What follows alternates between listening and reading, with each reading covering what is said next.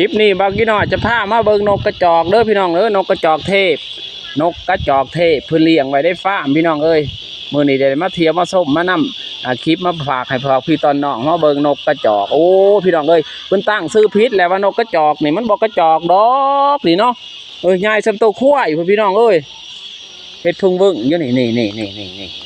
ว้ายพุ่นนกกระจอกพี่น้องนกกระจอกเทพเพื่อนว่ามันมีจักโตนี่เบิ้ง1 2 3 4 5 โตพี่น้อง5 โตนกกระจอกเทพ5 โต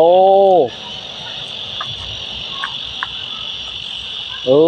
ผุดเห็ดเป็นเถิดเดิมนี่มาน้ำโอ้มากับนกอยู่น้ำกันได้นะพี่น้องเนาะโบเป็นยังเด้อมาหันจะเป็นโตหันงูโบเป็นงูเด้อพี่น้องโบเป็นงูเนาะที่เป็นกระทิงกระทิงก็ไข่คืองูซีเมนกระทิงอะไรโอ้มีทั้งนกกระจอกเทพมีทั้งกระทิงยังมีลายแนวอยู่ที่ผ้ามาเบิงนี่โอ้ยต้วมเตรียมออกมาจากไข่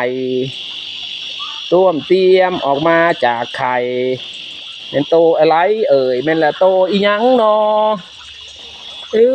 เต่าทองดู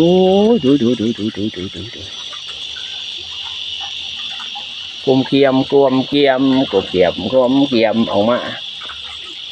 โอ้มันกำลังกินอาหารนี่พี่น้องกำลังกินผัก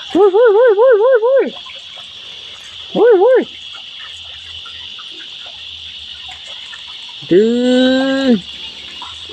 มาแล้ว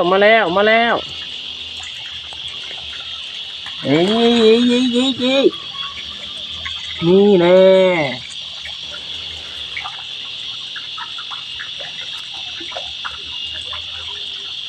กินเนื้อ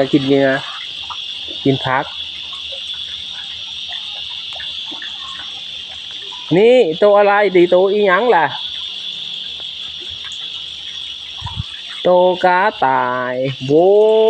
โตกาตายตัวน่ะตายนอนเว้นไอ้ขมเอาอยู่โอ้ก้มนกโตก็ตาย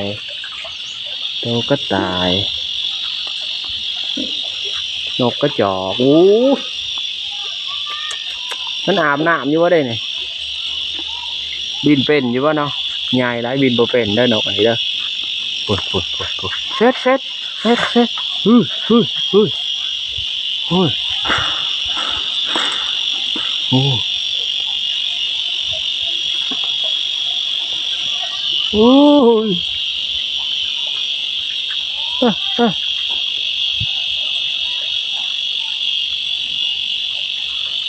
ดู